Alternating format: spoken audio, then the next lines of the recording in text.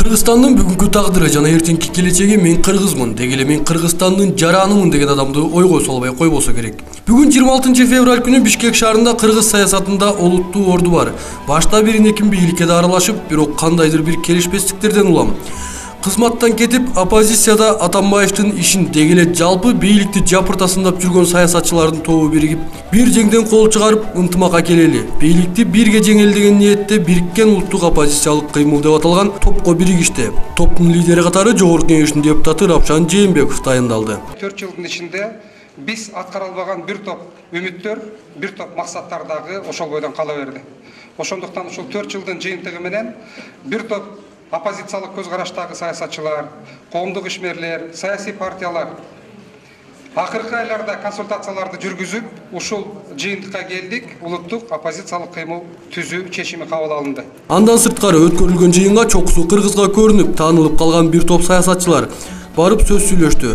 Жогорку Кеңештин депутаты Өмүрбек Абдырахманов өз сөзүндө төмөнкүлөргө токтолуп өттү.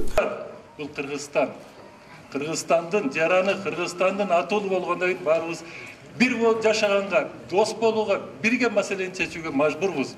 Ошон үчүн биз дагы эле Атамбаев деген балекетти кетирип ордуна отура калып, анан мен камайын дебей, биз кайсы программаны элге сунуштайбыз, кандай концепция менен өнүгөбүз, эмне кылсак Кыргызстан өнүгөт деген жолго түшүбүз керек. Бириккен улуттук оппозициялык кыймылга мен мүчө эмесмин, бирок булардын планы кандай, кантип иш алып барып жатканы менен таанышып кетейин дедим эле дейт экс-губернатор Бектур Асанов.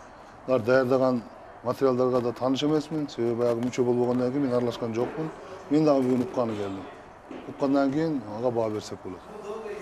Негизинен тааныш кишилер, тааныш саясатчылар арасында ар түрлүүлөр бар. Негизинен уюштуруучулардын көпчүлүгү принципиалдуу саясатчылар деп айтса болот. Бириккен улуттук оппозициялык кыймылдын мүчөлөрүнүн Азимбек Бекназаров, Өмүрбек Абдырахманов, Ош шаарынын экс-мэри Мелис Мырзахматовдор да толуктайт. Жана ошондой эле жаш активисттер да кирген. Эркин эл саясий партиясы да бул кыймылдын ишин толук кубаттайт дейт партиянын лидери Мавлян Аскарбеков. Европада, Америкада тентип жүрүшөт. Биздин бийлик кандай кадр маселесин саясатын жүргүзүп жатат. Жантөре Сатыбалдиевдин биз буга чейин кылган ишин билбейбизби? Же кече кылган ишин аныкталып чыкты, аны көрбөйбүзбү? Жомарт Оторбаевди баарыңыздар жакшы билесиздер.